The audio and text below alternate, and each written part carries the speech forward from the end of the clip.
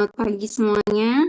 Hari ini kita akan membahas melanjutkan topik yang kemarin terkait ransum anjing dan kucing gitu ya. Tapi untuk pertemuan kali ini, pertemuan nanti kalian akan belajar bagaimana mengkalkulasi atau memformulasi beberapa ingredient bahan pakan untuk nanti dijadikan satu ransum. Yang harapannya ransumnya itu adalah ransum yang seimbang dengan harga dari komposisi bahan pakannya efisien, gitu aja, efektif, nggak cuma nutrient balance tapi dari segi harganya juga efektif dan efisien gitu ya. Oke, sebelum kita mulai lanjut ke slide berikutnya, harapannya untuk kuliah kali ini bisa disimak dengan baik karena tidak semua tidak semua materi itu tercantum di dalam slide begitu ya. Mungkin nanti akan ada biasanya dari beberapa dosen juga ada tambahan catatan gitu ya yang tidak ada di slide, bisa kalian tambahkan untuk melengkapi materi yang hari ini gitu. Jadi diperhatikan dan disimak catatan penting yang kiranya tidak tercantum di dalam slide gitu. Nah, kemudian pertanyaannya adalah sekarang mengapa kita perlu memformulasikan ransum itu spesifik gitu ya, spesifik untuk daya anjing, ransum untuk dayanya kucing gitu ya. Kenapa kita menggunakan satu formulasi langsung aja untuk semua jenis hewan yang beda, semua jenis spesies hewan yang berbeda. Kira-kira kenapa? Ada yang kasih point of view atau pendapat soal ini? Kenapa sih kita harus masing-masing hewan punya requirement-nya sendiri gitu untuk ransumnya gitu? Kenapa kita nggak buat satu aja sih standar formulasi tapi bisa kita berikan ke semua jenis hewan gitu? Kenapa nggak gitu kira-kira gitu?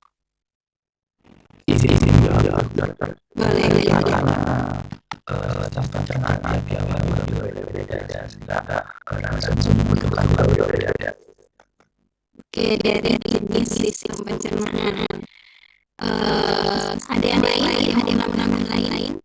Betul juga karena sistem pencernaan anjing dan kucing berbeda ya. Nah, sekarang kalau misal dari satu jenis hewan saja, anjing saja, tapi mereka semua maksudnya dengan umur yang beda-beda, tapi nanti hewan dewasa, kemudian dari jenis breednya ada yang small breed, ada yang large breed itu ya anjing itu ya. Nah, kalau misal kita berikan satu jenis formulasi aja gimana? Boleh nggak kira-kira? Bisa nggak?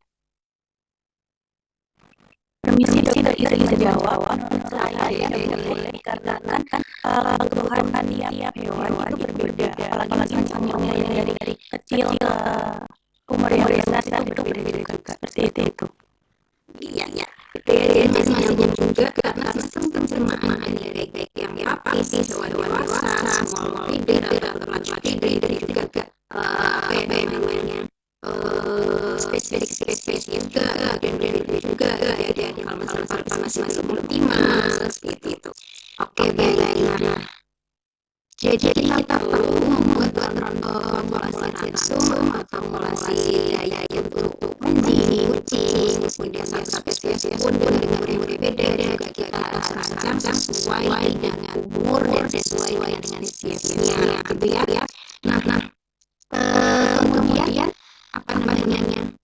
mengingat kemarin ini luar UTS gitu ya. Kalau misal kucing itu tidak bisa mensintesis taurin gitu ya. Nah, ini juga salah satu kenapa kita harus formulasi yang beda dari one size fit all gitu ya. Jadi kita harus buat yang spesifik ya, karena itu misalnya kucing aja dia bisa mensintesis taurin, tidak seperti anjing gitu yang masih bisa yang masih bisa mensintesis tahu gitu. Jadi kita akan menyediakan bahan-bahan yang dia merupakan sumber taurin dari oksigen begitu. Jadi kita masuk situasi yang pertama, kita akan mulai dari hal-hal yang dasar, yaitu apa sih pet food itu ya. Jadi makanan pet itu apa gitu. Jadi sebenarnya makanan hewan-hewan itu adalah produk apapun gitu ya yang dirancang oleh produsen makanan hewan atau nanti itu adalah foodnya untuk dimakan oleh hewan yang diproses sedemikian rupa ataupun tidak diproses gitu ya raw food itu, namun makanan tersebut tidak membahayakan bagi hewan-hewan kita gitu. Nah kemudian kira-kira ada yang tahu nggak contoh makanan apa yang itu tidak aman untuk hewan peliharaan, karena di sini kita harus menyediakan makanan hewan peliharaan itu dipastikan food safety, tidak membahayakan hewan peliharaan kita, karena di sana ada food toxicity, di sini ada toxicity makanan yang beracun. Jadi makanan yang aman untuk hewan peliharaan misalnya ada bawang. Kemudian kenapa kok bawang ini terkategorikan sebagai toxicity, sebagai makanan yang beracun gitu ya untuk anjing dan kucing gitu. Pernah dengar nggak kira-kira makanan bawang gitu? Misalnya kita aja kalian kasih makanan hewan-hewan kalian, tapi ternyata di situ kalian lagi makan di kantin ayam di sana orang ayam itu ternyata diolah ada bawang-bawangnya seperti itu. Terus kalian kasihkan itu ke hewan-hewan kalian anjing ataupun kucing. Nah tiba-tiba mereka bantuan keracunan. Kira-kira apa kok bawang bawang ini menyebabkan racun bagi anjing atau kucing? Ada yang tahu nggak kira-kira? Why?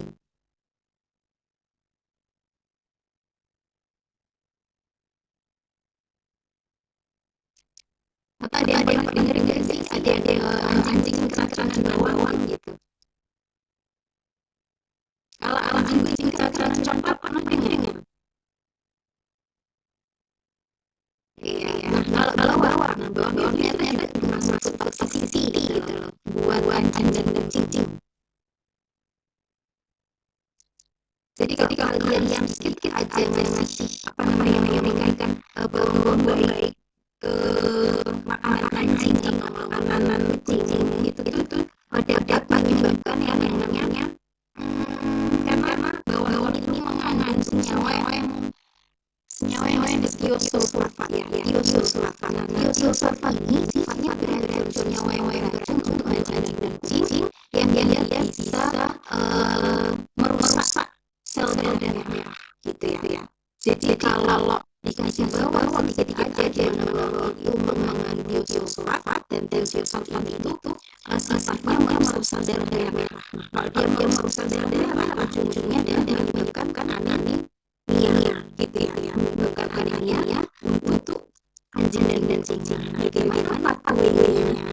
Bagaimana sih mekanismenya si bawang ini bisa menyebabkan kerusakan sel merah, kemudian dia berujung ke menyebabkan anemia. Nanti bisa kalian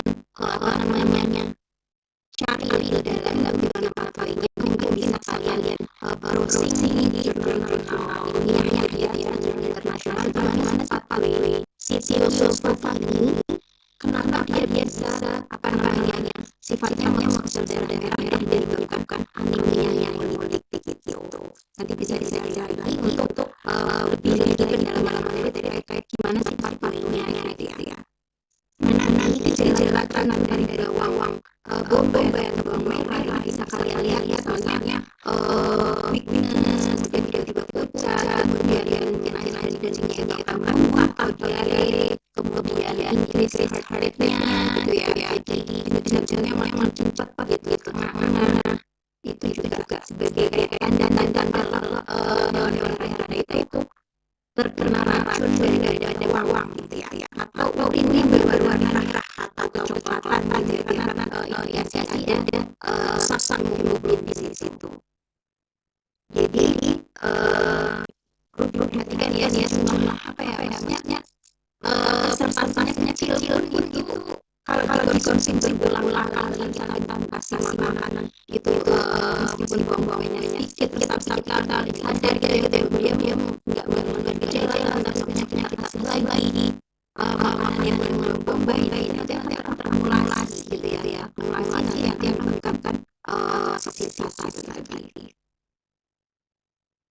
Nah, kemudian jenis pakan. Kalau jenis pakan kan ada direct food, ada semi-moist food, dan ada yang benar-benar wet food gitu ya, gandum dari apa namanya ada airnya gitu. Ada air yang ada dalam bahan pakan tersebut. Jadi ada yang kalau misalnya makanan kering, dry food itu kurang dari 15%, kemudian semi-moist food itu ada air yang kurang lebih 6%, kalau wet food itu ciri-cirinya kadarannya lebih dari 6% atau 6% gitu ya.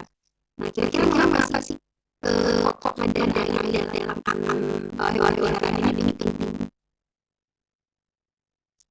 Kira-kira kenapa kadar air ini juga sebagai yang membedakan antara dry food, semi-moist food, wet food ini ngaruhnya apa nantinya kadar air ini pakan?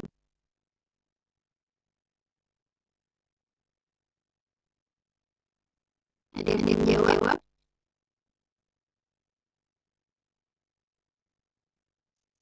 Kira-kira kenapa kadar air antara dry, moist ataupun yang wet ini tuh berbeda? Pengaruhnya apa sih?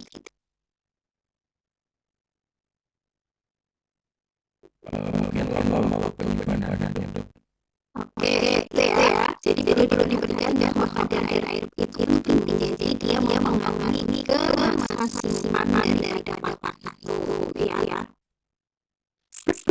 Jadi kalau kita tahu kalau di website itu masa keluasannya supaya pasti dilarang untuk pakan yang red food ya akan lebih tahan lama. Tapi kalau untuk apa namanya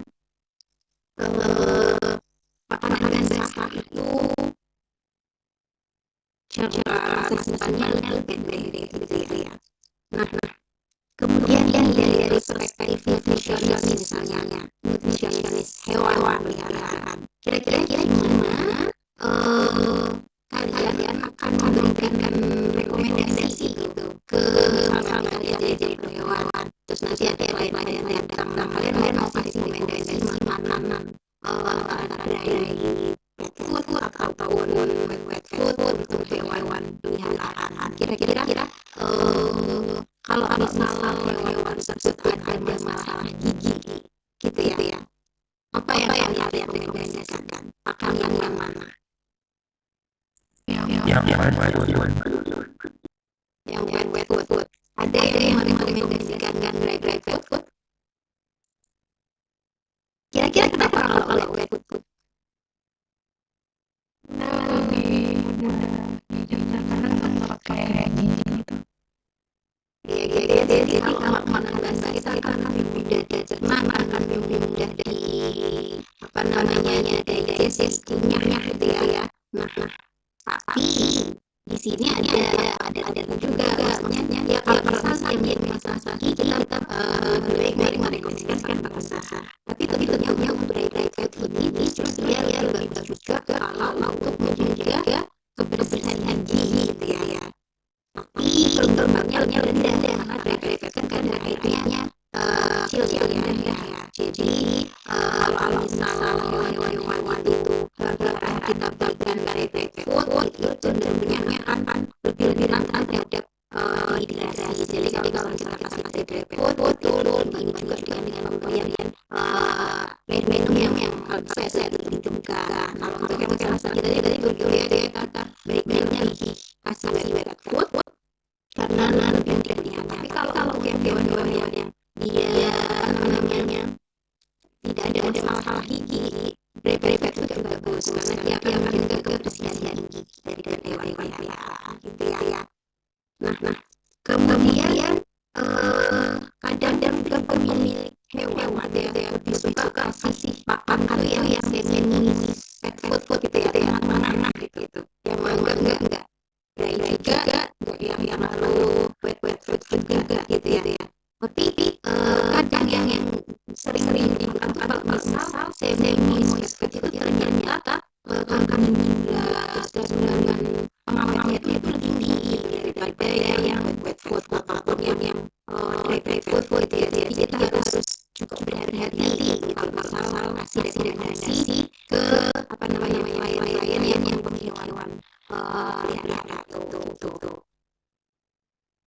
Nah, selanjutnya kita lihat resiko dari beberapa makanan manusia yang diberikan pada pet secara reguler gitu ya. Jadi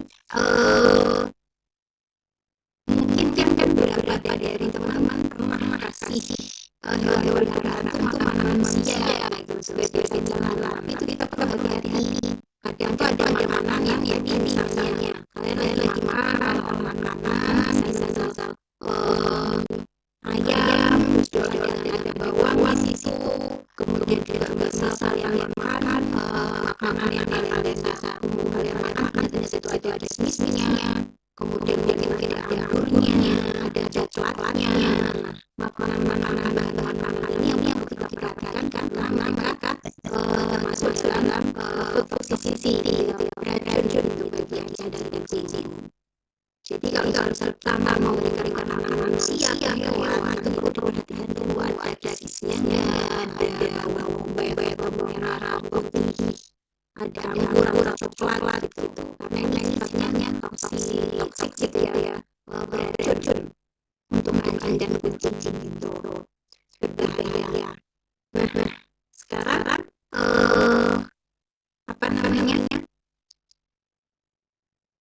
kenapa sih makanan manusia misalnya di coklat dari bawang merah putih merah kalau coklat tapi kan ada yang gara-gara ada yang keracunan coklat gitu anjing keracunan coklat. Kira-kira kenapa sih coklat ini sebagai toxicity beracun bagi anjing ataupun kucing, tapi kok beracun bagi manusia? Kira-kira kenapa?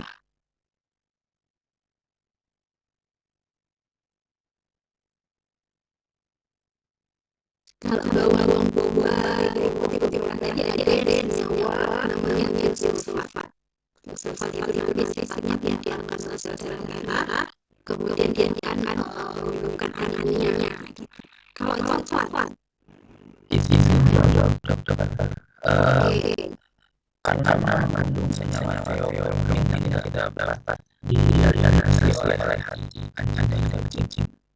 Iya. Terus jadi di coklat itu ada yang teobromine gitu ya, yang mana zat aktif ini yang kemarin ada teobromine itu adalah ingredientnya yang ada di coklat gitu ya, di mana anjing ini tidak bisa memetabolisme si teobromine ini gitu betul. Jadi nanti akan beracun bagi anjing gitu, tapi tidak bagi kita manusia karena sistem metabolisme yang berbeda. Nah, kemudian kita tahu juga ternyata anjing itu adalah jenis hewan yang sweet gitu ya, hewan yang manis sebenarnya. Tapi tubuh anjing ini tidak bisa mentoleransi kandungan teobromine sekecil apapun gitu ya, karena misal satu buat aja dalam sabar coklat aja itu akibatnya fatal bagi seekor anjing atau pasis masih kecil ya.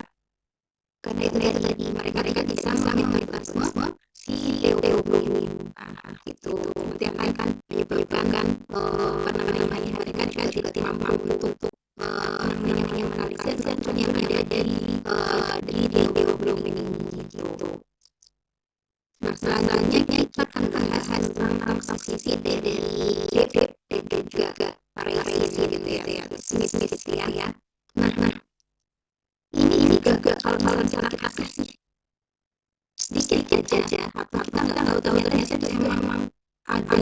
dari makanan manusia, kita lagi makan sesuatu gitu ya, terus ternyata di situ ada gripnya, dari resinnya itu juga apa namanya berbahaya ya bagi hewan mancing ataupun kucing gitu ya. Karena itu nanti masih bisa menyebabkan muntah, kemudian juga lesu, diare, gagal ginjal akut gitu ya, dari sisi gagal ginjal akut. Nah, kadang yang miss dari kita tuh apa namanya kejadian ini belum nggak langsung muncul gitu kan. Mereka mengkonsumsi grip ataupun resin. Kadang gejalanya itu muncul setelah 24 jam. Nah, ini yang kadang kita terlewat gitu. Makanya kita apa namanya nyanting untuk benar-benar menjauhkan makanan yang mengandung grip, resin, coklat ataupun bawang gitu ya. Nah, sekarang jika seorang laki-laki tidak menemukan makanan, kemudian dia lapor kalau anjingnya itu habis makan anggur. Kira-kira apa yang kalian rekomendasikan tentang hal lain?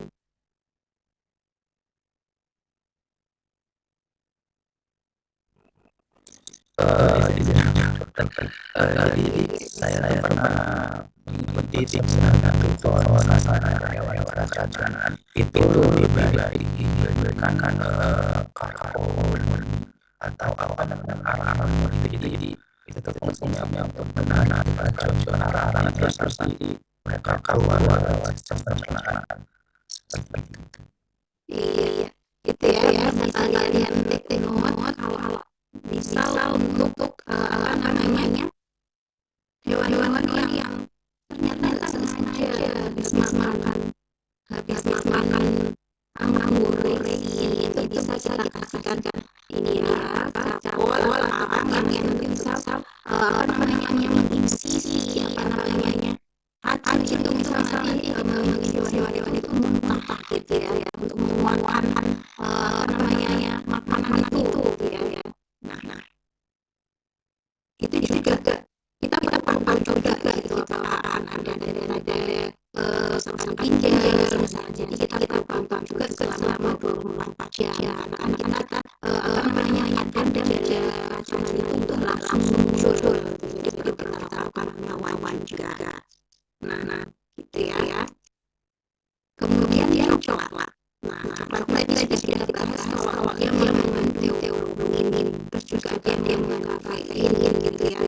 Nah, ini juga menyebabkan muntah, kemudian juga gangguan jantung, bahkan juga yang paling worst efeknya itu kematian gitu ya.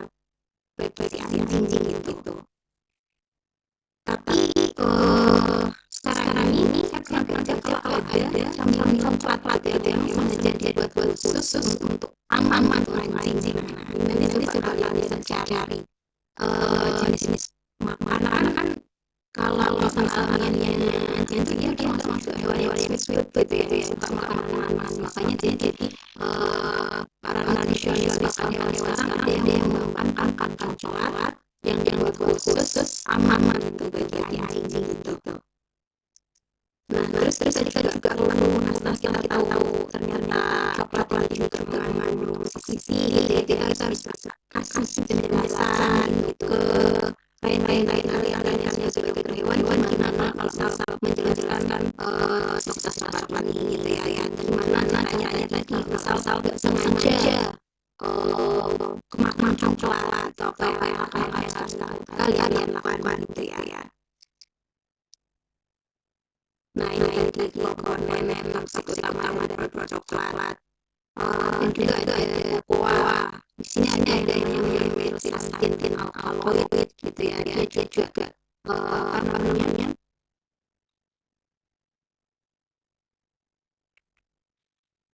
juga merupakan senyawa teobromina utamanya ya dan selain teobromina juga mengandung kafein di dalam coklat gitu.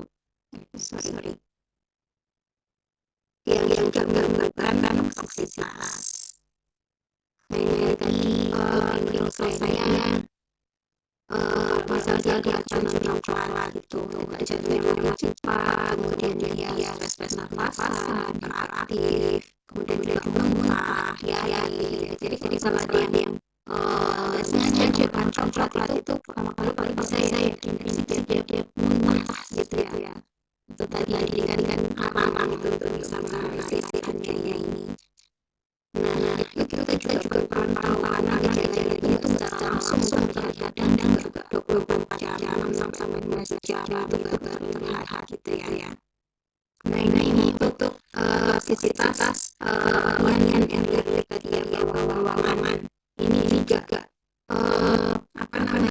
mereka punya organ sulfur. Nah itu diserap di saluran pencernaan di metabolisme itu jadi oksigen yang sangat reaktif ya, oksidatif yang sel darahnya merah dan menyebabkan anemia gitu. Nah anemia ini bisa sampai pucat, takikardia gitu. Kemudian parah-parahnya dia gangguan ginjal, itu hipertensi, hemoglobinuria, dan akhirnya yang parah itu bukan kematian. Nah sekarang ini ada tabel RC ya untuk requirement untuk tapis setelah 1 after weaning gitu. Ini kalian perlu perhatikan juga berapa minimum dan maksimum yang harus diperhatikan kan untuk tapis after weaning. Berapa sih minimum pemberian protein untuk tapis umur 4 sampai 14 minggu gitu ya. Kemudian asupan minum dan juga lainnya kita kira berapa minimum maksimum dan rekomendasinya harusnya berapa gitu untuk memaksimalkan pertumbuhan dan dada tapis tersebut. Misal anjing itu kan sedang masa pertumbuhan mereka memerlukan 45 gram protein per 1000 kalori gitu ya untuk mendukung pertumbuhan otot otot dari dada si tapas tersebut gitu. Jadi perlu perhatikan tabel-tabel ini yang akan berguna untuk yang sudah formulasi langsung.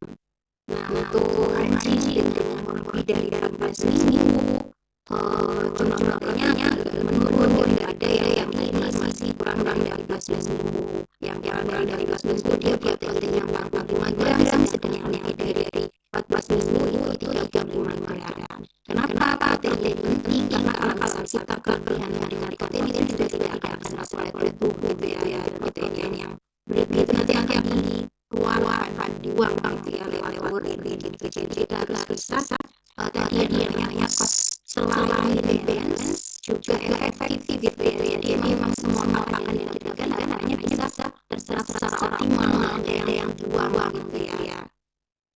Nah kemudian selanjutnya ada lemak, mineral, vitamin untuk tapis gitu ya. Jadi lemak itu nutrisi yang penting juga untuk anjing karena lemak ini juga fungsi sebagai sumber energi gitu ya yang untuk digunakan untuk perkembangan otot juga. Nah dan juga asam esensial isinya ya, asam linoleik, kemudian aragonit, gitu ya.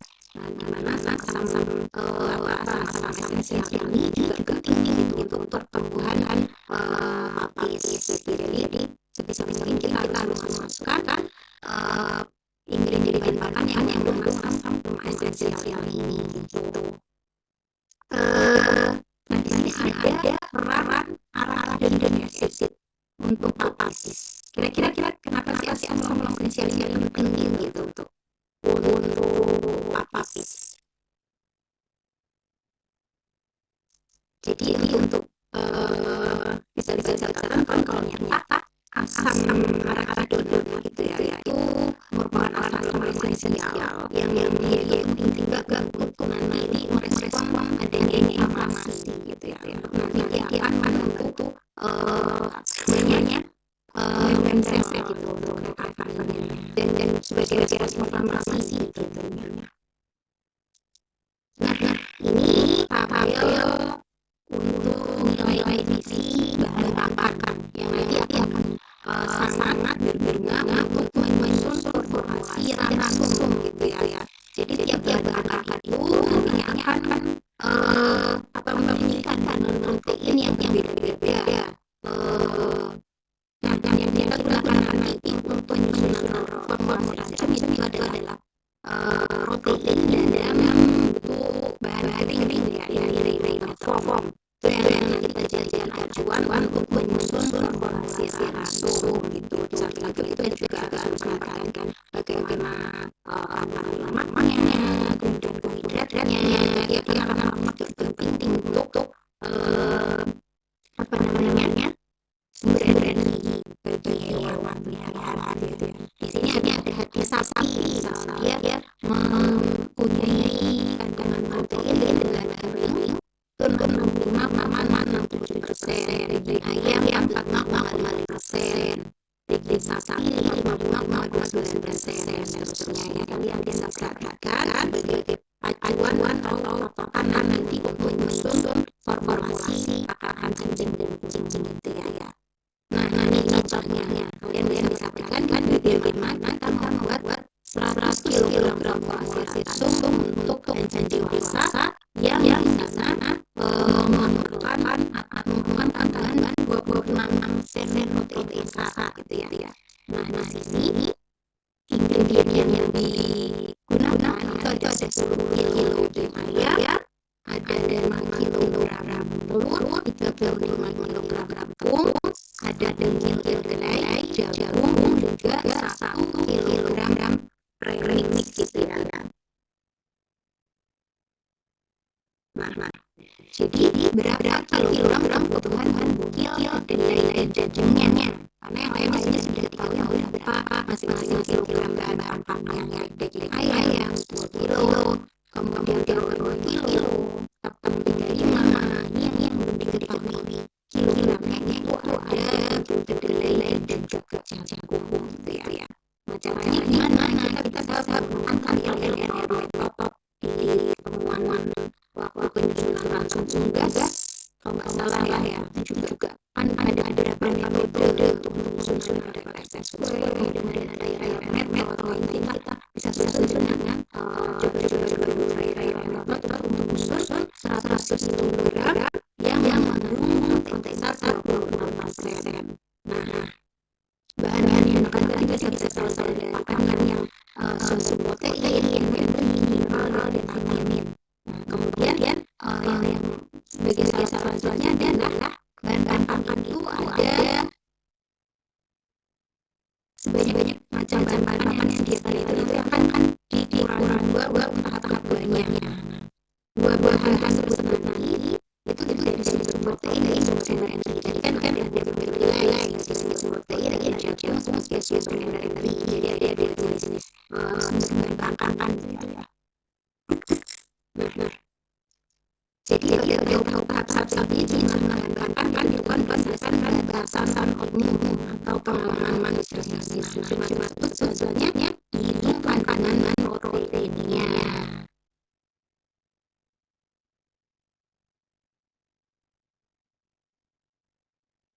Nah, ini ya 10 kg daging ayam. Jadi kan yang diketahui berat dari masing-masing ingredient di bahan pakannya kan ada daging ayam 10 kilo. Daging ayam 10 kilo dibagi dengan 100 ini adalah total formulasi yang akan kita buat dari 100 kita ingin buat 100 kg. Nah, dari 10 kg daging ayam 10 dari 100 dikali 45,5%. Nah, kira-kira 45,5% ini ada yang tahu nggak itu apa? Dari mana kita tahu 45,5%? Ada yang tahu? Kira-kira ada 45,5%, kemudian 51,2%, 10,11 di sini itu ini apa lagi persen apa di sini?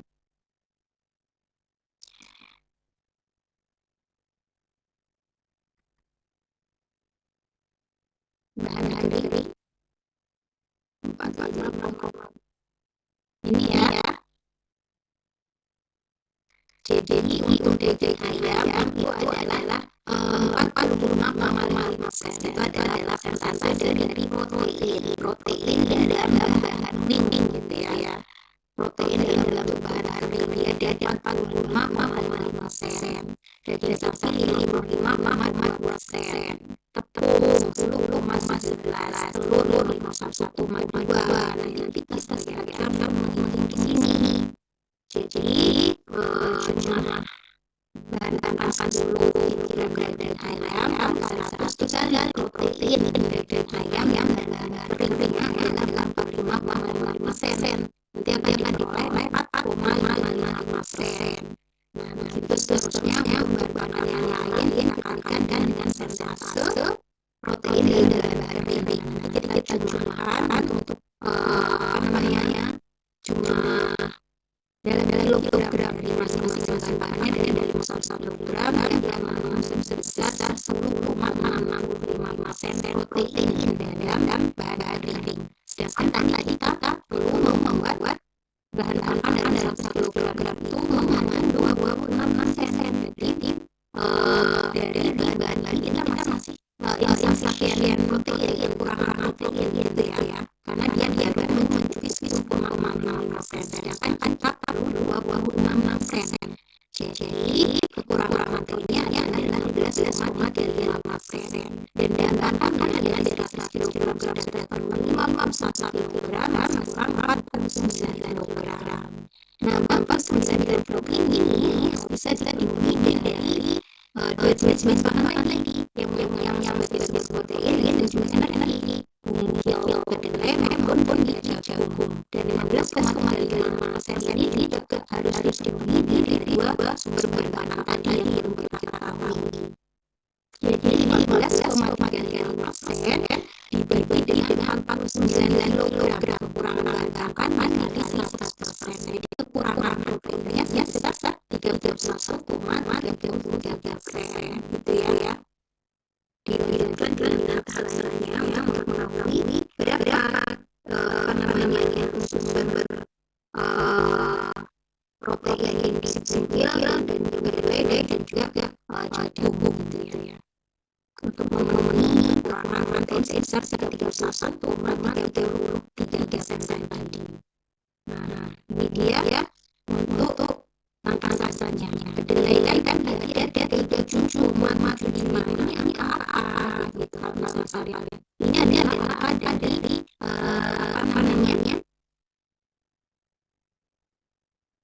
angka dari protein dalam bahan kering. Kedelai ada 37,75% dalam protein dalam bahan keringnya gitu ya. Dan jagung itu sebesar 10,45%. Kita masukkan lagi dalam spesifikasi square ini ada 37,75, sedangkan tepung jagung itu ada 10,5.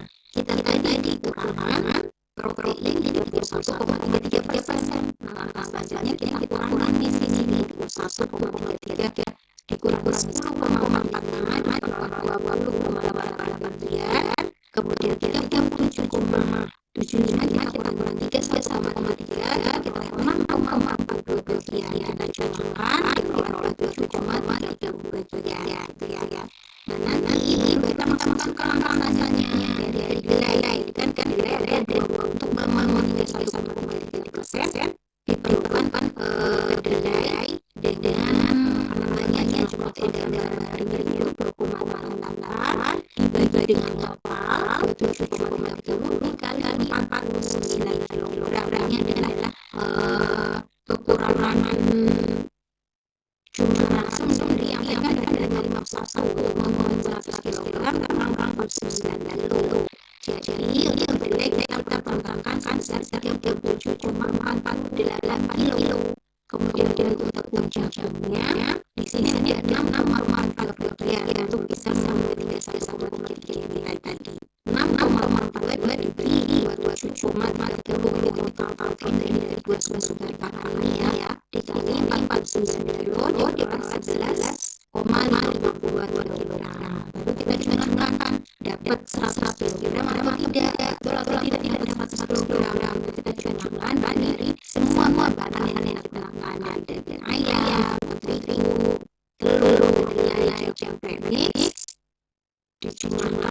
dengan dua bahan makan yang sudah kita ketahui tadi, dicucilah diperoleh 100 kilogram formulasi langsung diinginkan. Nah, gitu ya. Nah, untuk proteinnya, protein kasarnya yang sudah memenuhi 26%, kita perlu cek lagi dengan menghitung masing-masing protein dalam baringnya 10 kilo dari 100 kilogram langsung dikali protein kasar dalam baring 0,55. Tadi yang belum dihitung adalah gulai jagung. Kita pastikan kan 37,8 dibagi 100 dikali 7,75 protein dalam baringnya diperoleh 14,15 dan ujungnya 1,20. Kita tunjukkan hasilnya 26% gitu ya. Untuk step untuk memasukkan nutrien-nutriennya. Itu kandungannya kalian bisa cek juga dengan yang sama seperti tadi dengan cek tabel energi yang di depan tadi itu sebagai acuannya. Nah, gimana kalau kita mau bacanya setengahnya aja, 500 gram aja, misal 0,5 kilogram aja, 100 jadi dibagi aja 100 kilogram ini menjadi 0,5 kilogram gitu ya. Nah, ini kalau untuk kebutuhan bahan segarnya itu dapat baik 100 per 40 dan 100 ke 25 kali 0,5 kilogram 175 gitu untuk kebutuhan dalam segarnya. Nah, selain tadi kita perhatikan nutrien-nutriennya, dia harus memastikan pancing yang kita buat itu cost efektif juga, harganya juga efektif, efisien ya, yang boros gitu ya. Jadi kita harus perhatikan juga dari harga bahan tersebut berdasarkan kebutuhan segarnya. Jadi berapa total biaya yang kita perlukan untuk membuat 100 kg langsung gitu. Nah, ini untuk harganya. Kita kalikan juga dengan setelah diperoleh kan ini kalikan dengan segar ya, kalikan dengan harga masing-masing bahan pakannya. Ayam berapa kilonya gitu ya, tepung terigu berapa kilonya gitu. Selanjutnya, nah ini selanjutnya teman-teman ya, silahkan dikerjakan membuat 100 kg formulasi langsung untuk PPP bisnisnya nggak ada di slide yang ada di budget, jadi kalian catat atau bisa kalian screenshot untuk tugas ini dikumpulkan nanti ke kompi, boleh kalian foto aja atau kalian tulis di Microsoft Word gitu ya, step-stepnya untuk 100 kg formulasi langsung untuk dewasa, tapi dia mengandung 30% protein kasar. Nah, komposisi bahan pakannya itu ada 12 kilo daging ayam, 7 kilo telur, 3 kilo tepung gandum, ada gulai, ada jagung sama kayak tadi. Tapi dia harus memenuhi target 3% protein kasar dalam konsumsi ini. Kalian bisa kerjakan ini setelah kuliah pokoknya maksimal hari ini dikumpulkan ya di konten nanti bisa kirim saya nanti email gitu ya tugas semuanya ini gitu. Oke, saya rasa itu untuk pertemuan bisa langsung pertanyaannya teman bisa tiba-tiba stepnya tadi ada yang mau ditanyakan atau ada yang kurang jelas untuk bagaimana kalkulasi pembelajaran tadi. Oke, kalau ada yang ditanyakan, pertanyaannya nanti dikerjakan gitu ya, terus mengumpulkan konten. Untuk selanjutnya kita bisa lanjut ke sesi presentasi untuk kelompok 1 gitu ya. Oke, tugasnya udah di screenshot kan? Oke, baik. Ya, nanti tugasnya jangan lupa hari ini dikumpulkan, saya bisa kerjakan, bukan konten kisahnya itu tugas hari ini. Nah, sekarang kita lanjutkan dengan presentasi kelompok 1 gitu ya. Boleh, silakan.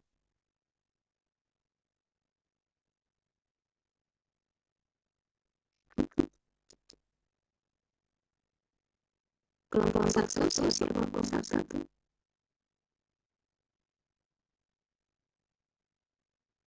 satu ransum untuk sapi perah dari sapi potong. Iya, saya sedikit sebentar ya. Baik.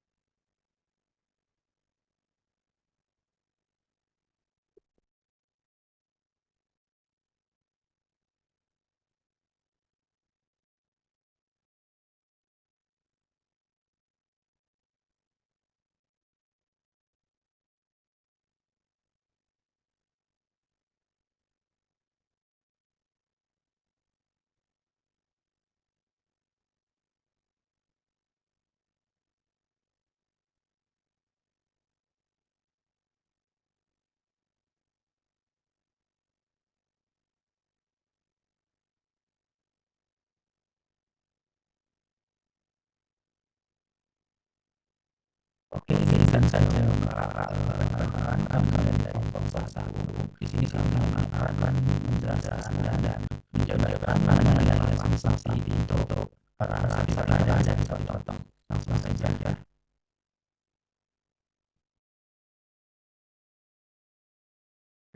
Untuk pendahuluan yang akan dibahas topik kali ini adalah dengan ransum, posisi ransum, kebutuhan nutrisi, dampak kualitas pakan, serta resiko ketika mengalami nutrisi.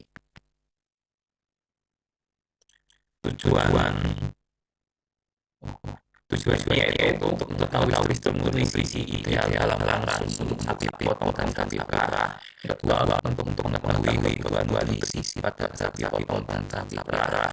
Yang ketiga, mengetahui dampak dari keseimbangan nutrisi dalam ransum terhadap kesehatan dan produktivitas ternak.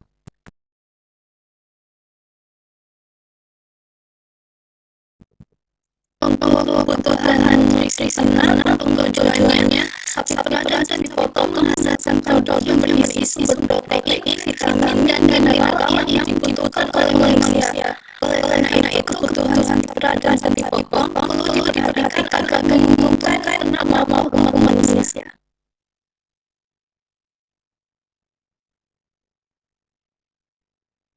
Yang pertama, kebutuhan nutrisinya ada protein. Protein berperan penting dalam semua aspek nutrisi. Protein ini menyediakan sumber protein bagi perineum dan berfungsi untuk membentuk protein sendiri dan menyediakan sumber asam amino bagi sapi yang dapat digunakan sebagai bahan penyusun untuk memperbaiki protein di dalam tubuh. Kekurangan protein dapat menyebabkan beberapa gangguan pada proses pemeliharaan, pertumbuhan, reproduksi, dan kekebalan tubuh yang ideal. Sumber protein pada ternak kategori yang 22% protein, tepung kelapa yang 21,6% protein, dan tepung rese yang 43 sampai 47% protein.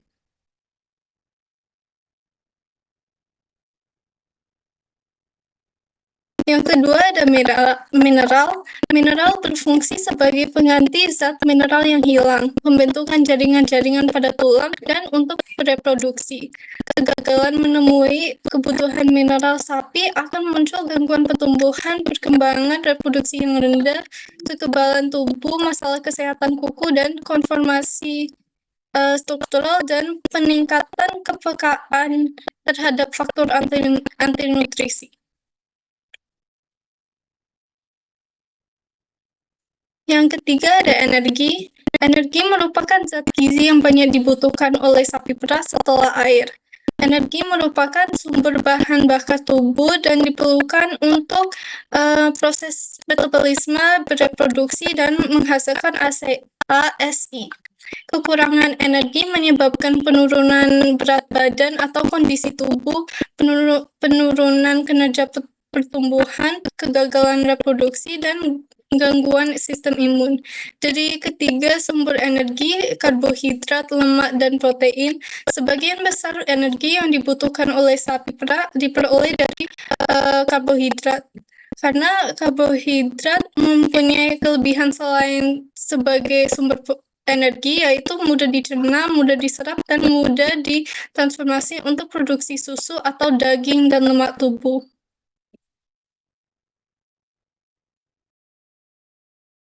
Selanjutnya adalah lemak kasar. Pakan yang diberikan pada ternak memiliki pengaruh terhadap kandungan lemak pada daging, terutama kandungan lemak jenuh dan tidak jenuh.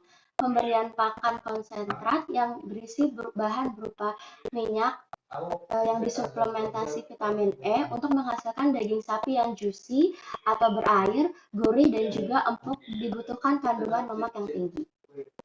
Next.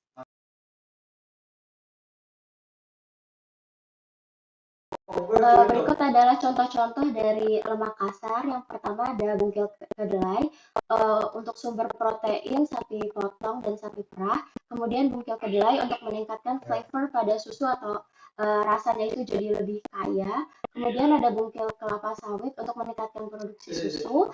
Kemudian ada kapok seed meal atau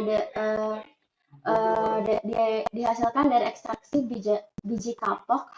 biji kapok dan digunakan untuk pakan ternak, namun perlu diperhatikan adanya kandungan asam cyanida yang terdapat dalam biji kapok sehingga perlu diolah dengan benar, misalnya dengan merendamnya selama 24 jam.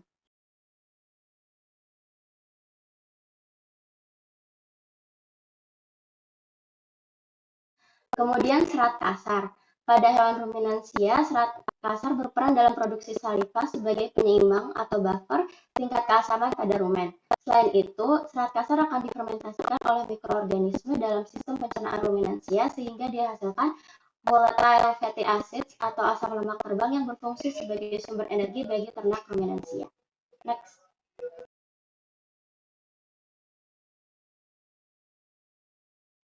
Berikut adalah contoh dari serat kasar. Ada hay yang memiliki serat kasar tinggi lebih dari 18% bahan kasar. Contohnya leguminosa, rumput. Kemudian segar, contohnya pasture, green chop, silase untuk fermentasi rumput, leguminosa, biji-bijian atau hijauan segar. Kemudian ada jerami, yaitu saat tanaman setelah panen.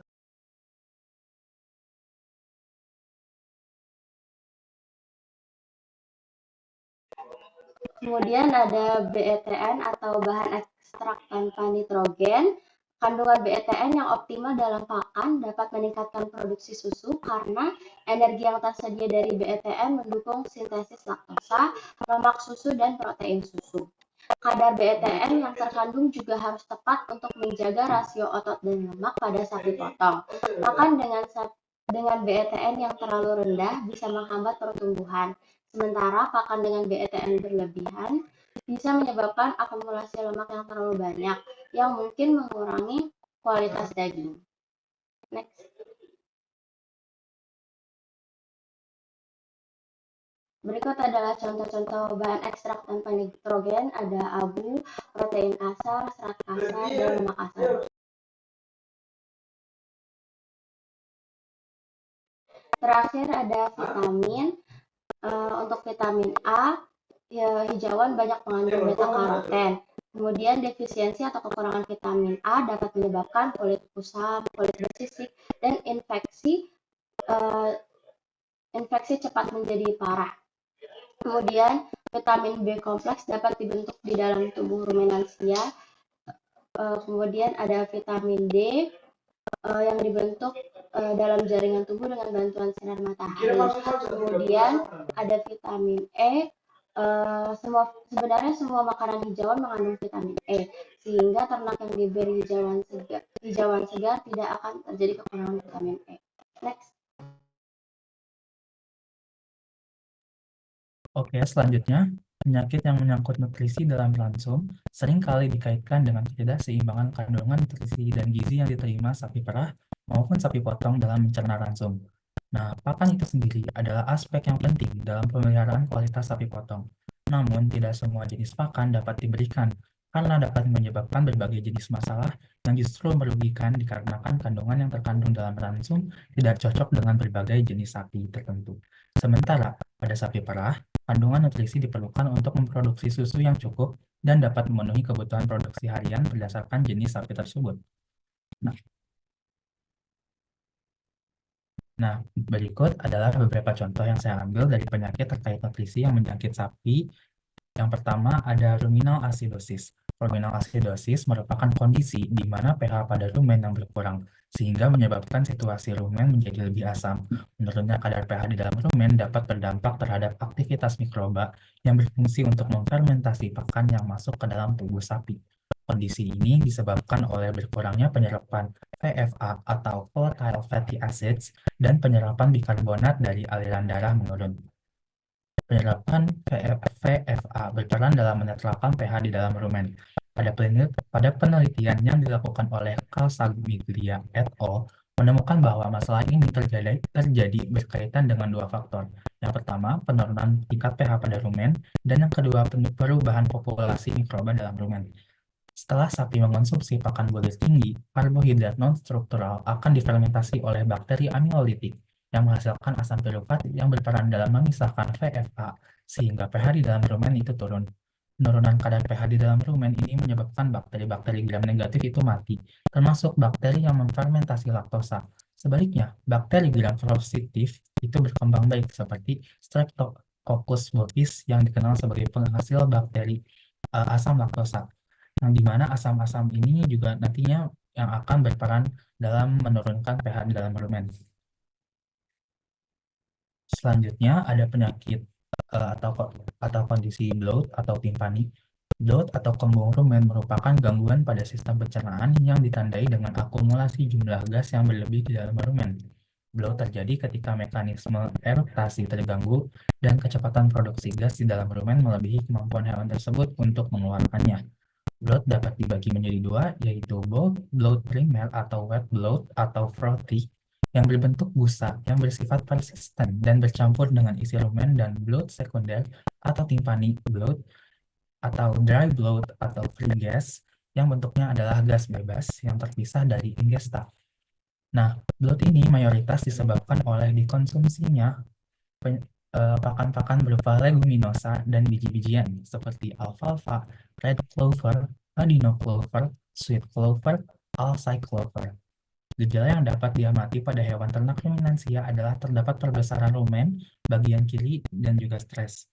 Ini ada fotonya juga, itu rumen pada perut sapi bagian kirinya itu lebih besar dibandingkan yang bagian kanan. Selanjutnya, hipokalsemia atau milk fever. Hipokalsemia atau yang juga disebut dengan milk fever adalah penyakit metabolik yang paling banyak menyerang sapi perah yang baru saja melahirkan. Kondisi ini ditandai dengan penurunan kadar kalsium dalam darah yang drastis, seringkali dari tingkat normal, yaitu normalnya 9-10 mg, menjadi 3-7 mg. Penyakit ini biasanya terjadi kepada sapi perah setelah 48 jam pasca melahirkan dan sapi perah juga yang sudah beranak lebih dari 3 kali. Hipokalsemia disebabkan karena selama periode laktasi, sapi perah membutuhkan kalsium yang lebih tinggi untuk memproduksi susu. Diet yang kaya karbohidrat tetapi rendah serat dan mineral juga dapat menyebabkan ketidakseimbangan nutrisi. Kandungan kalsium dalam pakan atau konsentrat juga berpengaruh terhadap risiko terkena hipokalsemia. Gejala hipokalsemia yang timbul setelah beberapa jam pasca melahirkan itu ada yang pertama, kelemahan otot, yang kedua, kebingungan atau tidak stabil, yang ketiga, penurunan nafsu makan, yang keempat, penurunan produksi susu, dan yang terakhir, dalam kasus parah dapat menyebabkan kematian. Oke, selanjutnya ada fatty liver disease atau FLD.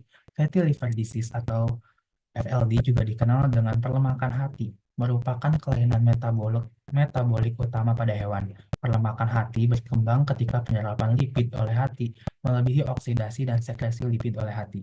Jumlah lipid yang berlebih akan disimpan sebagai triacylglycerol atau TAG di hati dan menyebabkan penurunan fungsi metabolisme pada hati. Perlemakan hati memiliki efek yang sangat merugikan pada fungsi fisiologis lipoprotein, khususnya lipoprotein berdensitas yang tinggi. Perlemakan hati juga dikaitkan dengan perubahan kepekaan hormonal jaringan lemak dan pankreas. Perombakan hati tidak hanya dikaitkan dengan perubahan kepakan hormon jaringan, tetapi juga dengan perubahan konsentrasi hormon itu sendiri, karena penurunan penyaringan hormon oleh sel hati yang diinfiltrasi oleh lipid.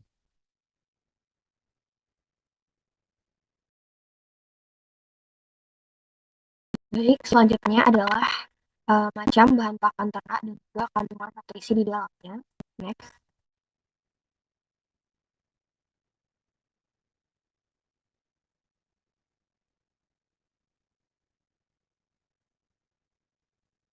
Nah, terdapat syarat bahan pakan, yaitu yang pertama adalah mengandung nutrisi yang baik dan sesuai dengan jenis ternak.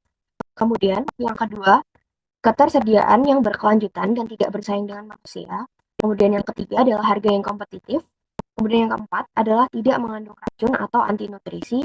Dan yang kelima adalah memiliki palatabilitas yang tinggi atau tingkat kesukaan hewan ternak terhadap pakan yang diberikan. Nah, kali ini saya akan membahas bahan pakan apa saja yang memiliki nutrisi yang sesuai untuk diberikan kepada sapi potong maupun sapi perah. Next.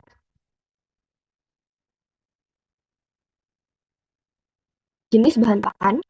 Jenis bahan pakan ada dua, yaitu yang pertama adalah hijauan dan juga konsentrat. Nah, hijauan sendiri itu adalah bahan pakan yang paling mudah ditemukan karena tersedia secara alami. Hijauan ini tuh contohnya seperti rumput-rumputan, bisa seperti rumput gajah, rumput raja, dan lain sebagainya. Namun, hijauan ini juga bisa berasal dari limbah pertanian seperti jerami dan juga kacang-kacangan. Nah, hijauan ini tuh menjadi sumber pakan utama dari sapi potong maupun perah karena dapat dicerna dengan baik pada lantak sapi. Kemudian yang kedua ada konsentrat. Konsentrat sendiri itu adalah jenis bahan pakan yang digunakan utamanya ketika di suatu daerah tersebut itu mulai sulit ditemukan hijauan. Nah, konsentrat ini itu memiliki kandungan protein dan energi yang tinggi, namun memiliki kadar serat yang rendah. Penggunaan konsentrat ini itu sangat bermanfaat bagi sapi potong maupun sapi perah. Dan pemilihan konsentrat ini itu diutamakan dibuat atau diformulasikan dari beberapa bahan pakan asal hewan atau tumbuhan. Pada sapi potong, penggunaan jerami ini itu yang ditambah konsentrat dapat mempercepat masa pengumpulan. Dari beberapa jurnal yang saya baca, daging yang dihasilkan dari ternak yang mengonsumsi konsentrat ini tuh memiliki kadar protein yang tinggi dan rendah lemak serta rendah kolesterol. Nah, kalau untuk sapi perah sendiri, konsentrat ini tuh juga dibutuhkan, terutama itu pada sapi-sapi yang mengalami laktasi. Namun, perlu diingat bahwa penggunaan konsentrat pada sapi perah ini tuh tidak boleh melebihi 70% dari jumlah total ransum yang ada. Nah, imbangan atau rata-rata yang ideal antara hijauan dan konsentrat adalah 50/50. Next.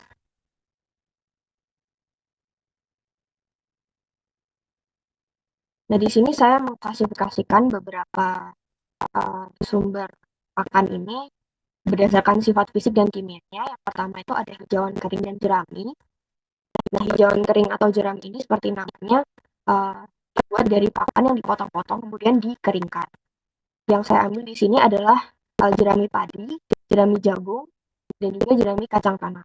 Untuk jerami padi memiliki protein kasar sebesar 4,8% dan juga serat kasar 31,5%.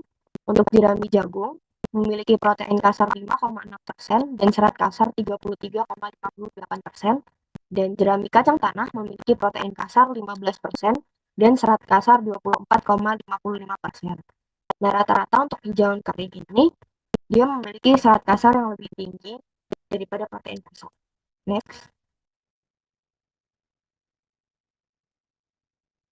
Kemudian ada hijauan segar atau pastur. Seperti namanya, hijauan segar ini tuh merupakan bahan pakan yang bisa langsung diberikan kepada ternak dalam kondisi yang segar. Jadi tidak perlu diolah terlebih dahulu seperti itu. Di sini ada rumput lapangan, rumput gajah, rumput raja, dan juga rumput setaria. Untuk rumput lapangan di sini ada beberapa banyak jenis Contohnya rumput taki, dia memiliki protein kasar 10,2%, rumput lempuyangan 14%, dan rumput gerinting 11%. Untuk rumput gajah, memiliki protein kasar 10,8%, serat kasar 28,5%, untuk rumput raja, protein kasarnya 11,27%, serat kasar 26,34%, dan untuk rumput setaria memiliki protein kasar 6 hingga 7%, dan serat kasar 42%. Next.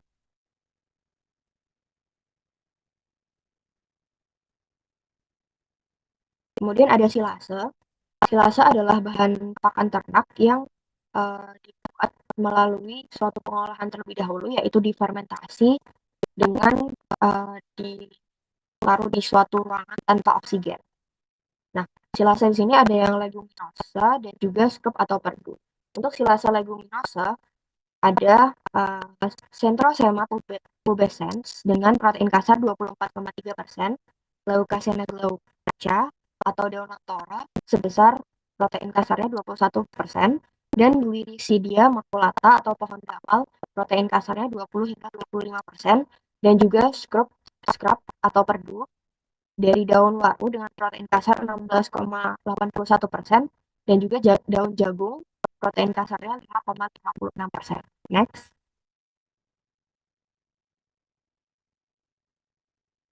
Kemudian ada sumber energi. Sumber energi ini bisa didapat dari jagung, sorghum, ataupun barley. Untuk jagung sendiri, protein kasarnya 9,8%, serat kasar 2,7%. Untuk sorghum, protein kasarnya 9,8%, serat kasar 2,3%, dan barley protein kasarnya sebesar 11,7%. Next.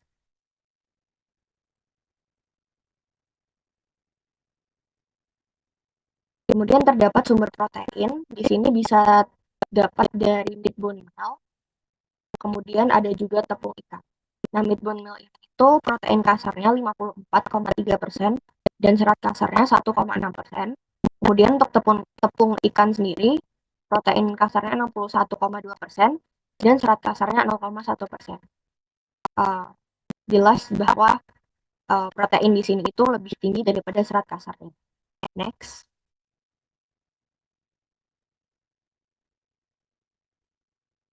Kemudian ada juga sumber mineral yang bisa didapat dari cangkang telur, tepung tulang, dan juga bahan mineral sintesis yang pastinya sudah aman dan teruji untuk pakan ternak. Kemudian untuk sumber vitaminnya, kita bisa mendapatkan dari beta-karoten pada jagung dan juga riboflavin pada bekadul. Dan untuk adiktif atau makanan tambahan ini bisa berupa antibiotik, obat-obatan, maupun suplemen makanan. Next.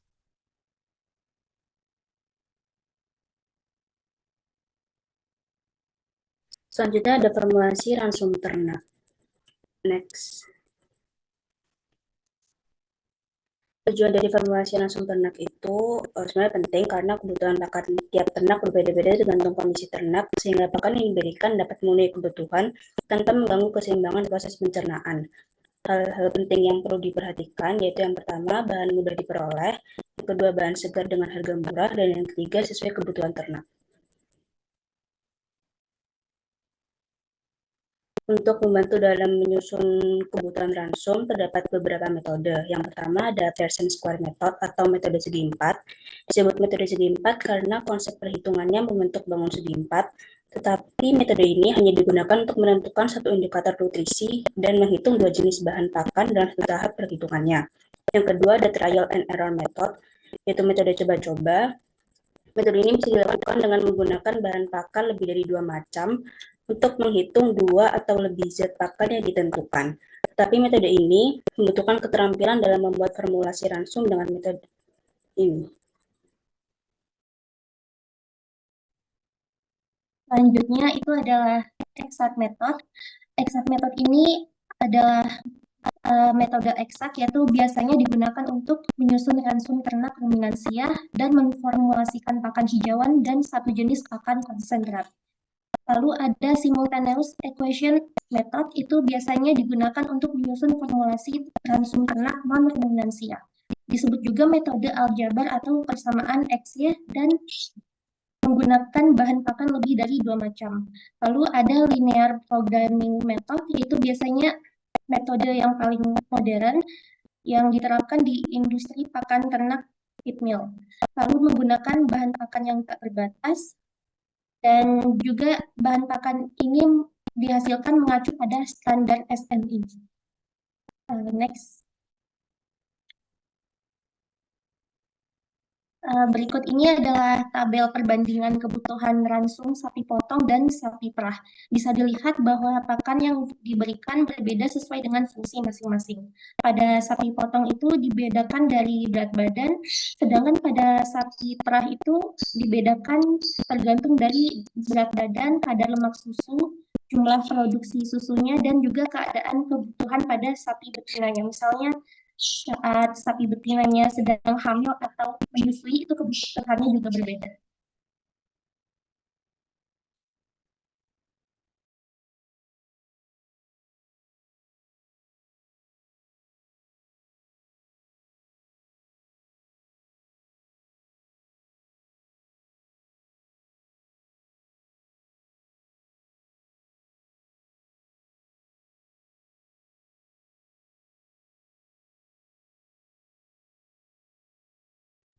Oke, baik. Untuk kesimpulannya, jadi penyusunan ransum yang efektif itu untuk sapi potong dan sapi perah sangat penting dalam mencapai hasil produksi yang optimal. Dengan memahami kebutuhan nutrisi masing-masing jenis ternak, serta karakteristik bahan pakan yang tersedia, peternak dapat merancang ransum yang tidak hanya ekonomis, tetapi juga mendukung kesehatan dan produktivitas ternak secara keseluruhan. Nah, saran yang dapat dibuat adalah para peternak diharapkan dapat memahami hubungan antara ransum dan kesehatan ternak. Hal ini bertujuan agar peternak dapat merumuskan strategi pakan yang lebih efektif dan berkelanjutan untuk meningkatkan kesejahteraan ternak serta produktivitasnya secara keseluruhan. Sekian dari kami, terima kasih. Apakah ada pertanyaan? Baik, terima kasih kelompok 1. Ayo untuk teman-teman yang lainnya, harapannya tadi ikut menyimak juga ya. Jadi istilahnya presentasi kelompok 1 ini juga buat saling tukar materi gitu ya. Nanti untuk kelompok selanjutnya kan dengan topik yang berbeda gitu. Harapannya semua teman-teman di sini tadi menyimak apa yang sudah disampaikan oleh teman-teman di anggota kelompok 1. Ayo silahkan, dipersilahkan memberikan pertanyaan dari yang sudah dipaparkan oleh anggota kelompok 1.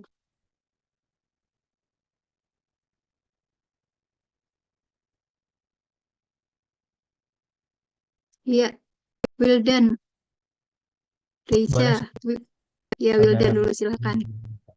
Ya, boleh.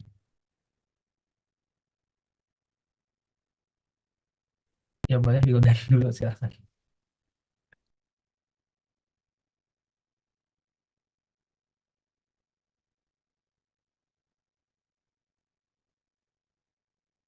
Wildan,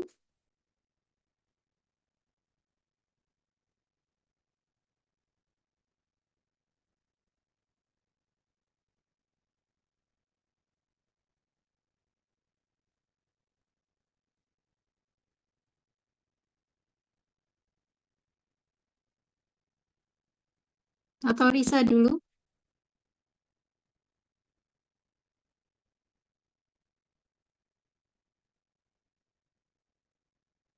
Ya, silakan Risha.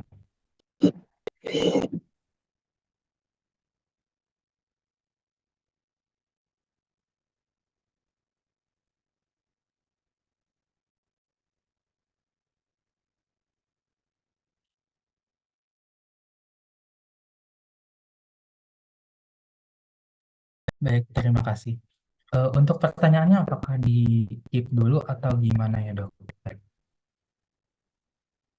Disimpan dulu ditambah Wildan sudah bisa belum? Silakan ini udah.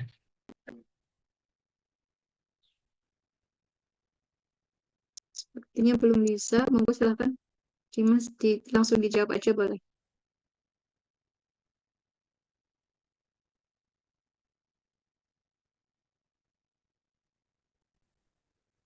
Baik, saya Zahrina izin menjawab pertanyaan dari Risha. Kalau untuk ketidakseimbangan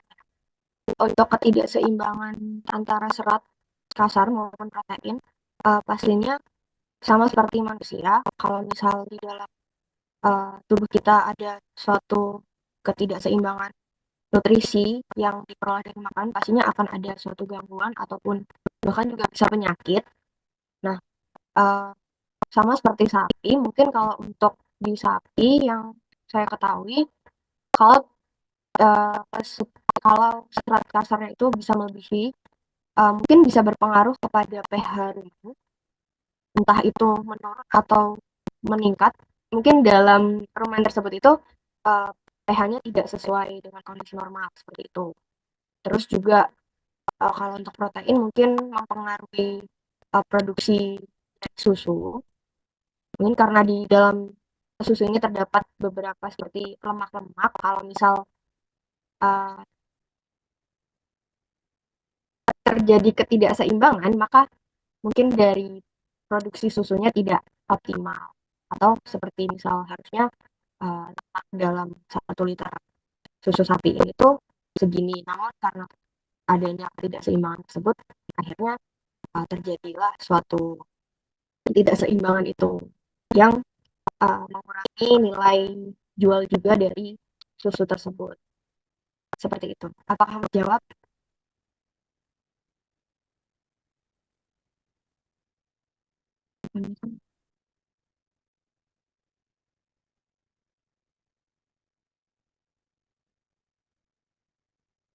Ada yang mau ditanyakan lagi?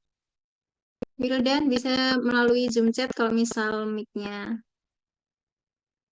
Kalau nggak bisa audionya. Wildan still raise hand. Ada yang mau ditanyakan, Wildan?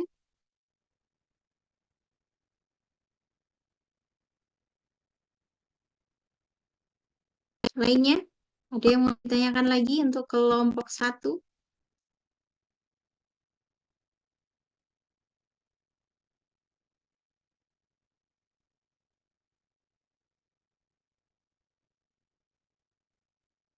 Baik, kalau misal sambil menunggu pertanyaan lain atau sambil menunggu Wildan mungkin akan menulis pertanyaan di Zoom chat gitu ya.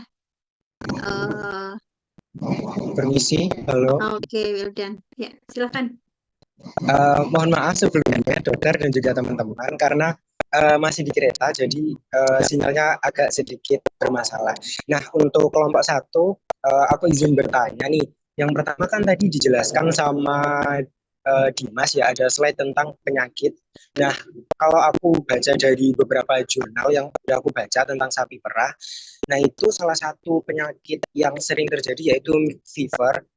Nah, bagaimana sih menurut kelompok 1 upaya pencegahan secara masif agar menekan angka penyakit dari milk fever itu sendiri. Terus yang kedua tadi, aku sempat notice dari slide-nya Rahma juga, bahwa bagi Anda yang ingin mengakhiri perjalanan di stasiun Sembung, kami persilahkan untuk turun. Hati-hati saat melangkah turun dari kereta. Terima kasih atas kepercayaan Anda telah menggunakan jasa layanan kereta komuter Indonesia. Sampai jumpa pada perjalanan berikutnya. Oke, saya lanjut. Untuk pertanyaan yang kedua, tadi sempat notice di slide-nya Rahma, itu kan tadi ada buntil kelapa. Nah, apa sih relation atau seperti hubungan antara pemberian buntil kelapa ini dengan rasa susu dari yang dihasilkan dari sapi perah tersebut? Seperti itu. Mungkin bisa dijawab pertanyaan kedua dulu atau pertanyaan 1, terserah kelompok 1. Terima kasih. Baik, oke. Izinkan saya menjawab pertanyaan yang pertama, tadi milk fever, tentang milk fever. Nah, sebenarnya untuk mencegah milk fever ini ada beberapa strategi juga yang udah aku baca juga dari jurnal itu beberapa strateginya. Yang pertama, mostly itu mereka membahas tentang manajemen diet. Nah, manajemen diet yang dimaksud ini itu sebisa mungkin untuk kita untuk menghindari pemberian hijauan basah kepada sapi-sapi perah untuk mencegah milk fever. Kenapa? Karena memberikan hijauan basah pada trimester akhir pada kehamilan mereka itu dapat meningkatkan resiko milk fever karena hijauan basah itu dapat menyebabkan peningkatan fermentasi dan produksi gas yang ada di dalam rumen. Yang kedua, menggunakan pakan dengan kandungan kalsium yang rendah. Penggunaan ini bertujuan untuk selama masa kering itu karena pemberian kandungan kalsium rendah dapat meningkatkan risiko hipokalsemia saat melahirkan. Sebaliknya, kita menggunakan pakan dengan kandungan kalsium yang rendah dan juga mengimbangi dengan magnesium serta fosfor yang cukup, seperti rumput raja dan konsentrasi yang berbasis jagung. Tadi itu maksudnya tuh menghindari memberikan pakan dengan kandungan kalsium yang tinggi untuk saat masa melahirkan. Seperti itu. Apakah menjawab pertanyaan pertama? Sudah Dimas, terima kasih. Baik, terima kasih. Oke, menjawab pertanyaan yang kedua tadi, apa hubungan atau relation antara pemberian bungkil kelapa sama susu yang dihasilkan? Sama rasa susu yang dihasilkan. Jadi pemberian bungkil kelapa itu bisa merubah aroma dan rasa susu yang dihasilkan karena lemak yang terkandung dalam bungkil kelapa tersebut. Kemudian ada asam lemak yang kaya pada bungkil kelapa sehingga dapat mempengaruhi rasa dan konsistensi susu tersebut. Nah, selain itu, pemberian bungkil kelapa juga bisa meningkatkan kandungan lemak dalam susu sehingga konsistensi susu tersebut menjadi lebih creamy begitu. Apakah menjawab? Tapi sebelumnya masih ada klaim juga yang aku baca di beberapa jurnal bahwa pemberian bungkil kelapa ini sebenarnya tidak mempengaruhi produksi atau komposisi susu secara signifikan. Gimana Wildan, apakah menjawab? Sudah, terima kasih.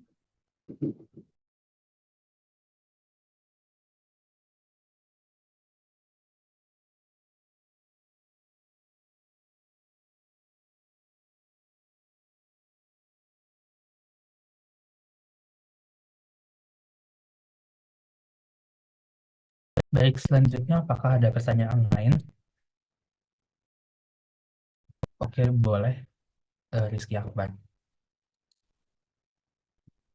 Oke, sebelumnya perkenalkan saya Rizky Abdilami dengan NIM 161231120.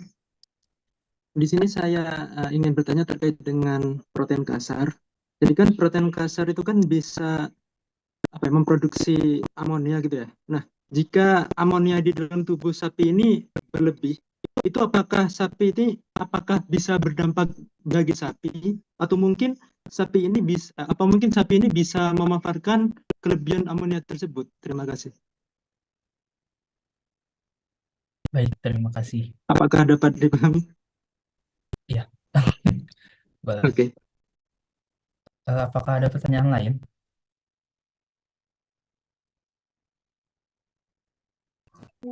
Saya Dimas. Boleh, Tata. Baik, sebelumnya izinkan saya untuk memperkenalkan diri terlebih dahulu. Perkenalkan, nama saya Sinda Dewi Natasha dengan NIM akhir 118. Di sini saya izin bertanya tentang pemilihan bahan dari konsentrat. Nah, dari kalian sendiri tadi kan sudah dijelaskan oleh Zahrin. Itu apakah ada perbedaan dalam pemilihan konsentrat yang lebih sesuai? Contohnya kan untuk sapi potong dan sapi perah kan berbeda ya. Nah, ini tuh apakah ada pemilihan dari bahan konsentrat yang sesuai, terutama jika mempertimbangkan faktor-faktor seperti kandungan nutrisi, terus efisiensi pencernaannya, itu dalam sapi perah dan sapi potong itu apakah ada perbedaannya? Dan berikan contoh bahannya, seperti itu. Terima kasih. Oke, terima kasih, Tata.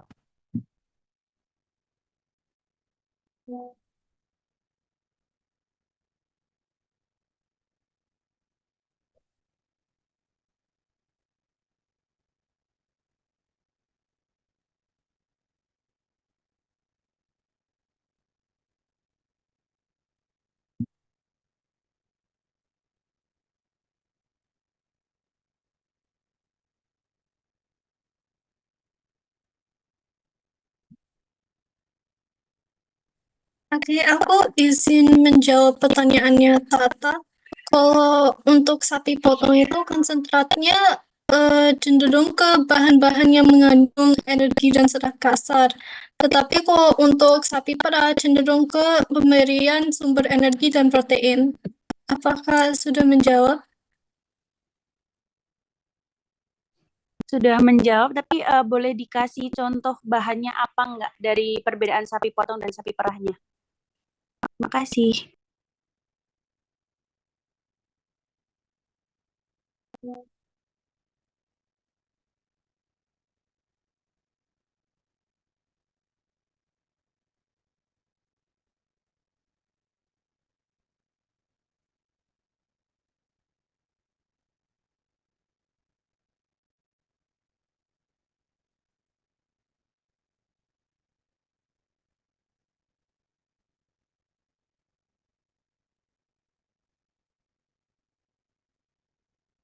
Oke, saya izin menjawab untuk contohnya ya. Jadi untuk sapi potong, bahan konsentrasi yang cocok itu, contohnya itu ada jagung, dedak padi, dan bungkil kelapa. Nah, ada nggak ya tadi di sini?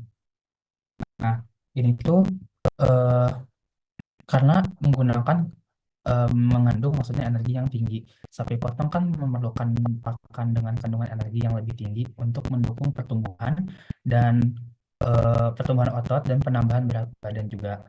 Nah, untuk kalau misalnya sapi perah itu yang di bahan yang dipakai itu yang pertama ada bungkil kedelai atau kacang-kacangan, terus ada dedak gandum, silase dan hijauan yang berkualitas. Nah, kenapa? Karena tadi bungkil kedelai atau kacang-kacangan itu mengandung protein yang berkualitas tinggi. Nah, ini tuh sapi perah kan perlu bahan pakan yang kaya akan protein berkualitas tinggi juga untuk mendukung produksi susunya mereka. Nah, terus kalau misalnya dedak gandum, silase, dan hijauan berkualitas yang lain itu karena mereka dapat mendukung pencernaan yang baik dan juga mendukung produksi susu tersebut. Begitu. Apakah sudah menjawab? Sudah menjawab, terima kasih.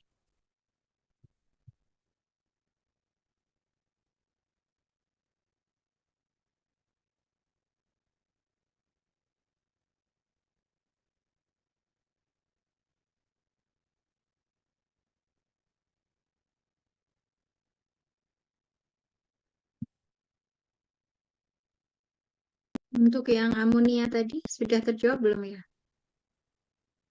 Oh iya, sebentar. Izinkan saya untuk menjawab pertanyaan dari Rizky Akbar tadi.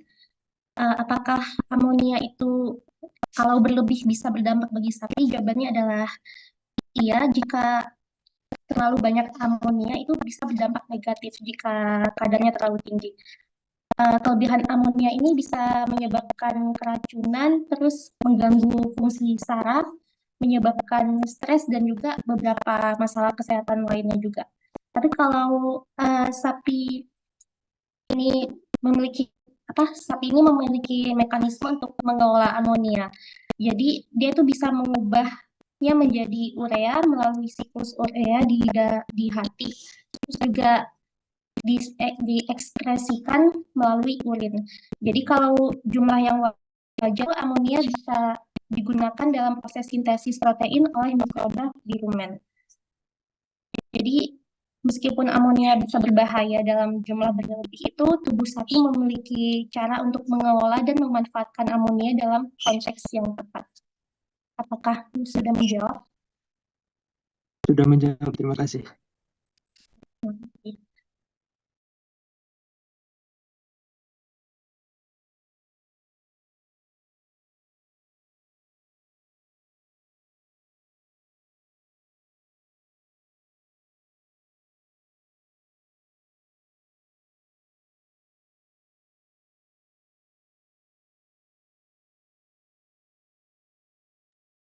Baik, apakah ada pertanyaan yang lain?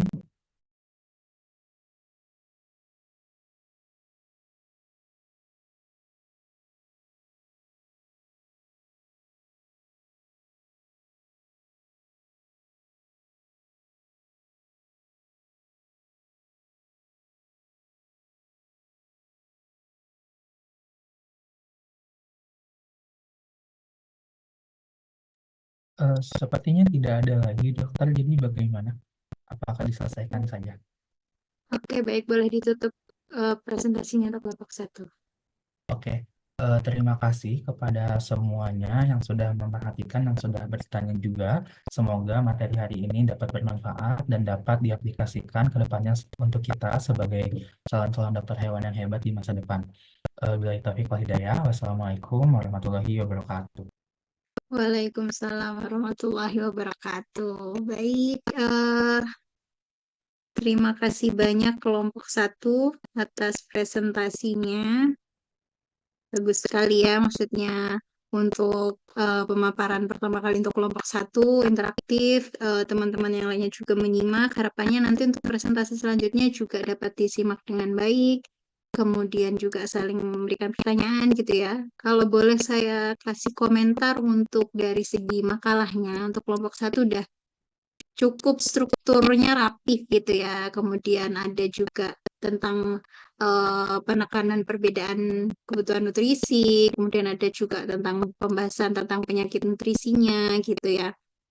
Jadi overall cukup jelas gitu ya untuk pentingnya ransum yang tepat untuk kesehatan, baik juga untuk produktivitas, untuk sapi perah atau sapi potongnya dijelaskan dengan baik gitu ya. Cuman mungkin ada beberapa poin yang perlu diperhatikan, perlu diperbaiki juga, misal untuk sumber referensinya gitu. Ada beberapa bab itu kok nggak ada citasinya gitu ya, apakah itu memang sumber sendiri, kalimat sendiri dari hasil riset sendiri gitu ya. Kalau misal itu memang mengambil dari jurnal ilmiah ataupun dari website yang selain Blogspot gitu ya, selain WordPress, website-website yang bisa dipertanggungjawabkan atau dari buku, sebaiknya tetap dituliskan citasinya gitu. Kemudian untuk perlu diperhatikan juga bagaimana penulisan makalah yang baik, bagaimana konsistensi dalam penulisannya, apakah dia akan menggunakan et al atau DKK gitu ya. Kalau bisa konsistensinya itu diperhatikan, penulisannya yang konsisten. Kemudian ada beberapa bab yang di sana sama sekali nggak ada citasinya sepertinya. Nah itu untuk menghindari plagiarisme, similarity itu perlu kita perhatikan untuk penulisan citasi itu sebagai etik penulisan lah gitu ya. Kita harus menghargai siapa yang menulis kalimat tersebut gitu. Kita perlu citasi juga. Ada beberapa yang citasi juga gak ada di referensi, itu juga perlu diperhatikan. Untuk dari pembahasan juga udah cukup komprehensif gitu ya untuk jenis-jenis bahan pakan sapi potong, sapi perah, termasuk juga hijauan dan konsentrat, tapi mungkin bisa juga ditambahkan misal bahan pakan alternatif gitu ya, karena di samping kita nutrient balance juga kalau bisa lebih ekonomis atau juga lebih mudah diakses. Misal di wilayah tertentu dia punya potensial bahan pakan apa, kita bisa manfaatkan bahan pakan tersebut gitu ya. Kemudian juga mungkin bisa juga diberikan saran untuk kedepannya, misal untuk diaplikasikan di peternak itu bisa lebih praktis atau spesifiknya ada rekomendasi seperti apa atau cara mengelola ransumnya seperti apa dengan kondisi peternakan di lapangan gitu ya. Oke, saya rasa itu untuk jawaban-jawaban pertanyaan tadi juga sudah dijawab dengan baik dari semua masing-masing anggota kelompok 1 gitu ya. Bagaimana cara mengatasi amoninya, misal tadi, kemudian bagaimana bungkil itu mempengaruhi rasa atau di susu gitu ya. Dan pertanyaan lainnya sudah dijawab dengan baik oleh masing-masing anggota kelompok 1. Boleh saya kasih satu pertanyaan untuk kelompok 1. Saya pengen tahu tentang, tadi kan dijelaskan juga asidosis, ruminal asidosis gitu ya, pada sapi perah dan sapi potong. Kira-kira gimana sih kalau misal ransum itu tinggi karbohidrat yang non-struktural itu bisa menyebabkan ruminal asidosis pada sapi perah ataupun sapi potong. Boleh bisa dijelaskan lagi sedikit?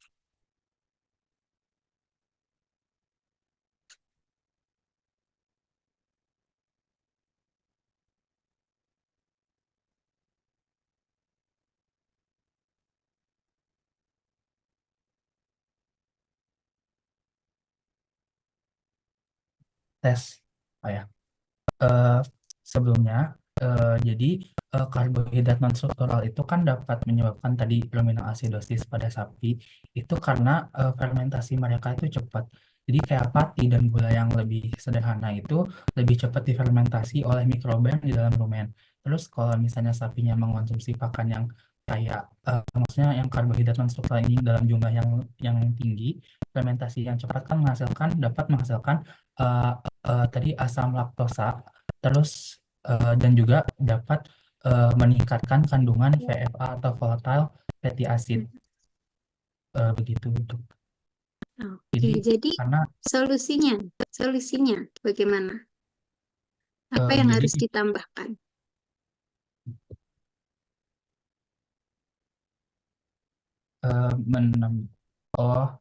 Jadi menghindari pemberian pakan yang tadi yang tinggi karbohidrat non struktural juga, terus diganti juga pakannya dengan yang syarat yang lebih tinggi seperti hijauan segar.